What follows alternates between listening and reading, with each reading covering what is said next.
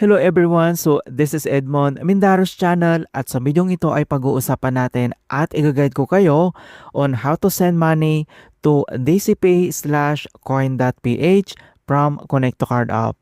Pwede rin ba mag-top up or mag-cash in sa coin.ph wallet balance mo gamit ang Connect to Card app? Yes, pwedeng-pwede yan, kaya kung hindi mo kabisado kung paano yan gawin, then stay tuned ka lang at start na natin. So, ang next step ay kailangan mo lang i-open or mag-login ka lang sa iyong Connect to Card app and then i-click mo lang. So, dito lang sa ating Connect to Card profile homepage and then next step, dito lang sa kanyang main menu, kailangan mo lang i-select dito yung transfer. At dito na sa PAN transfer and then kailangan mo lang i-select dito yung enter bank transfer and then i-click mo lang. So, dito sa Enter Bank Transfer, so makikita mo naman dito yung search bank or e-wallet. Pwede mo naman ditong i-search yung dcpay/coin.ph or dito naman sa baba, kailangan mo lang mag-scroll down. Hanapin mo lang dito yung tinatawag na DCPay Philippines coin.ph and then i-click mo lang. And dito na tayo sa Enter Bank Transfer DCPay coin.ph from account, i-click mo lang yung arrow na yan and then kailangan mo lang i-select dito yung savings account kung saan manggagaling yung itatransfer natin na PAN. So dito lang sa ating pledge account, i-click mo lang. Once na ilagay mo na dito or na-select yung from account ng ating Connect to Card app and then dito na tayo sa to account and then click mo lang yung box and then enter lang natin dito yung ating mobile number na registered sa ating coin.ph and then enter lang natin. At once na-enter mo na dito yung coin.ph mobile registered number mo, and then dito na tayo sa account name, and then enter mo lang ulit, enter lang natin dito yung ating registered name. So sa pag-enter naman ng ating registered name, so first name and then yung last name, small letter or capital letters, pwede po yan basta tama yung details, and then enter lang natin. At once na-enter mo na dito yung account name and then enter amount, i-click mo lang, enter mo lang dito kung magkano yung amount na itatransfer mo.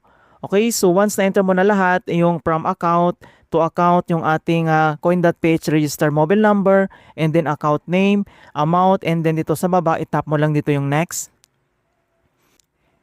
And dito na tayo sa next step. So enter back. Before you proceed, please review your transaction details.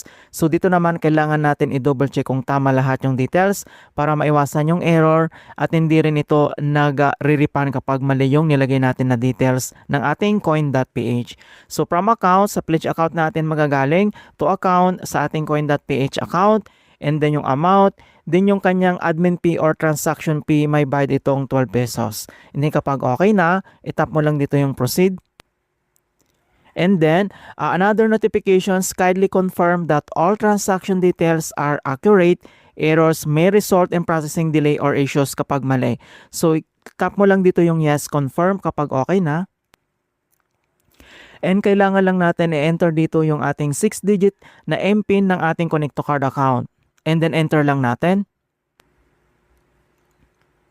Okay, so once na-enter mo na dito yung 6-digit MPIN code mo, and then makikita mo naman dito yung enter bank transfer, so status pending pa siya, kailangan lang natin itong hintayin. Ayan, so all details, nandito naman siya. And para ma-confirm natin na pumasok na or i-check natin doon lang sa ating coin.ph app and then back lang tayo. Open lang natin dito yung ating coin.ph app and then i-click mo lang. At dito lang sa ating coin.ph profile homepage, mag-refresh ka lang and then makikita mo naman dito na na-add na yung transfer natin galing sa ating Connect to Card app. At dito lang sa top right corner, i-click mo lang dito yung icon message para makita natin. And then ito na siya. So makita mo naman dito na cash in, ito yung amount, via card bank yung Connect to Card app natin and then successful na siya. Ayan, so ganoon lang po kasimple kung paano tayo mag-top up or mag-cash in gamit lang yung ating card bank or Connect to Card app. In hope na nakapagbigay ako ng konting kalaman at guide tungkol sa Connect to Card app tutorials. Thank you guys and see you in my next tutorials.